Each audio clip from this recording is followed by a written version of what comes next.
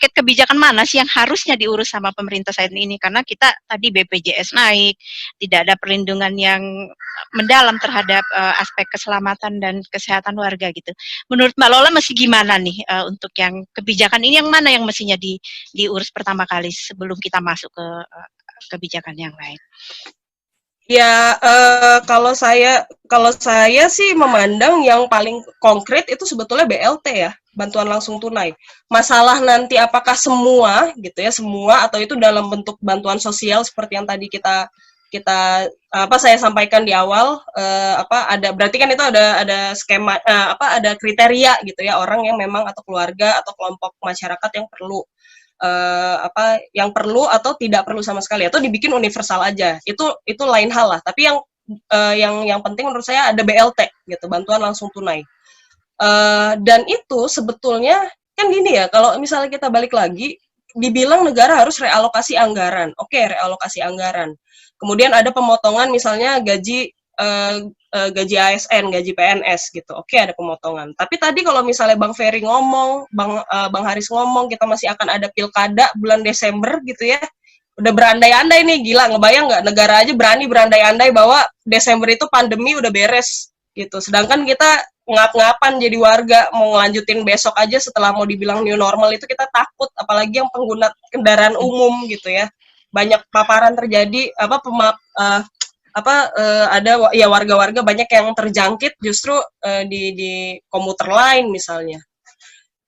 Nah, balik lagi soal pilkada langsung misalnya, itu budgetnya berapa coba? 10T kalau saya nggak salah. Kalau misalnya pilkada tahun ini itu ditunda, misalnya pelaksanaannya 10T itu jangan-jangan bisa nutup untuk beberapa provinsi, untuk beberapa sektor, untuk ngasih BLT gitu. Jadi kayak saya nggak, makanya balik lagi tadi saya mengutip lagi tadi Bang Haris, nggak ada cetak birunya gitu. Kita nggak tahu pos-pos anggaran mana yang harusnya jadi prioritas, yang bisa dipending, yang bisa ditunda. Semua harus refocusing, harus realokasi memang untuk penanggulangan pandemi misalnya. Itu nggak ada. Jadi ya, tapi balik lagi sih, kalau misalnya sekiranya yang harus jadi fokus, yang pertama BLT gitu ya, untuk bantuan langsung tunai untuk warga, ya plus paket sembako juga nggak masalah lah gitu. Tapi ada bantuan dari negara untuk warganya yang konkret, yang jelas.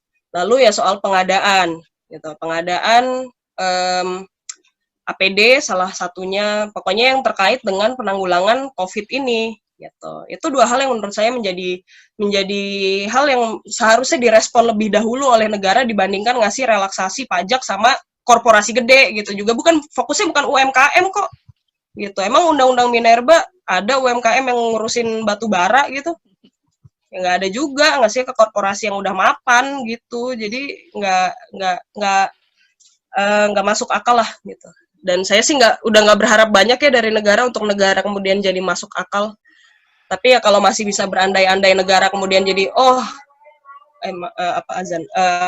jadi dapat tercerahkan gitu, saya dapat ilham nih, bagus banget, ayo kita kerjakan dengan benar, ya udah BLT dan pengadaan yang berkaitan dengan penanggulangan COVID-19. Oke. Makasih Mbak Lola.